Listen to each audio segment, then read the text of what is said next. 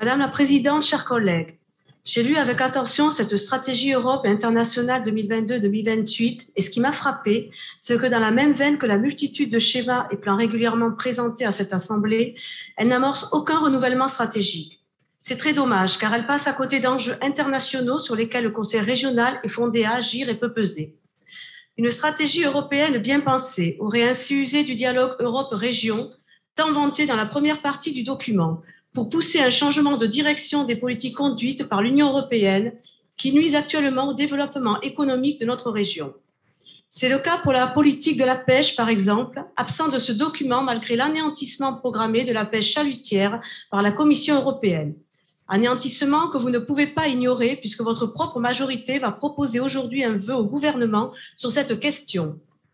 Cet enjeu, donc, ne vous semble pas assez important pour figurer dans votre stratégie européenne. L'enjeu énergétique aussi appelle des changements. La politique pseudo-écologique et antinucléaire de l'Union européenne, alignée sur le pari allemand des énergies dites renouvelables, engendre une dépendance toujours plus importante aux importations de combustibles fossiles extérieurs pour pallier à leur déficit inhérent de pilotabilité.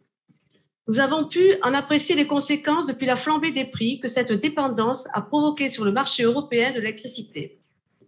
Mais il est vrai que vous adhérez à cette politique, comme à toutes les orientations du Green Deal européen, ce qui est abondamment rappelé dans ce document. Vous avez même rappelé lors d'une récente assemblée plénière votre opposition à ce que l'Union européenne participe au financement de la rénovation ou de la construction de nouvelles centrales en Occitanie, en contradiction avec les recommandations du Césaire. Je regrette cette obstination à maintenir un cap énergétique qui est en fait le fruit d'un électoralisme coupable du Parti socialiste. Il est entaché par l'amateurisme et les trahisons dans lesquelles s'est compromis le gouvernement auquel vous avez participé sous la présidence de François Hollande. Les révélations de l'ancien ministre Arnaud Montebourg à l'Assemblée nationale sont édifiantes sur ce point.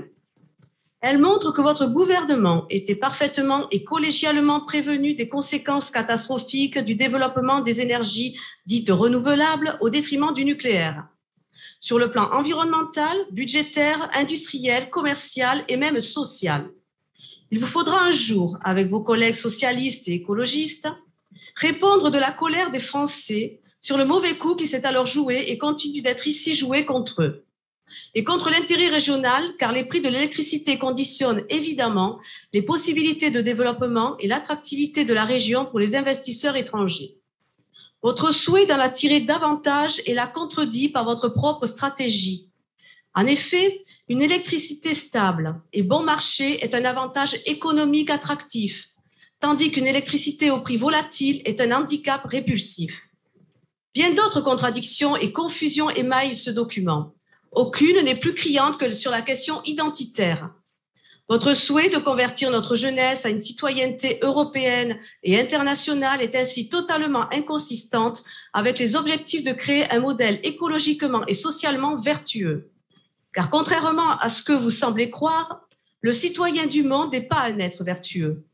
Il est le produit idéologique d'une hyperclasse mondialiste qui a érigé la rapacité, l'égoïsme et la surconsommation en mode de vie. Son relativisme culturel est aussi en contradiction patente avec votre prétention de lutter pour l'égalité des sexes. Il n'est pas possible de lutter contre les stéréotypes et violences sexistes tout en promouvant un multiculturalisme qui les entretient, car le respect de la femme n'est pas une valeur universellement partagée. Ce principe est conditionné à la préservation de notre identité nationale. Votre rejet de l'assimilation républicaine et votre participation active à l'immigration de masse, à l'accueil de laquelle est d'ailleurs consacré le seul tableau d'action détaillé de ce document, prépare un sombre avenir aux femmes d'Occitanie. Car pour vous, l'Occitanie est une terre d'accueil avant d'être une terre de vie. Pour vous, la solidarité s'y exprime d'abord envers les étrangers, à qui vous prévoyez tous les avantages auxquels nos concitoyens devraient avoir le bénéfice prioritaire. Il en est ainsi pour l'accompagnement vers l'emploi, l'accès aux soins, à l'éducation, au logement, aux services publics, à la mobilité et même l'autodétermination politique avec la création de comités consultatifs des résidents étrangers, en parfaite contradiction des principes de citoyenneté et de démocratie de notre République. Pour conclure, Cette stratégie Europe et internationale 2022-2028, préparée dans l'entre-soi d'une énième consultation à participants choisis, est trop dispersée, trop incohérente et trop orientée pour être réellement efficace ou seulement bénéfique.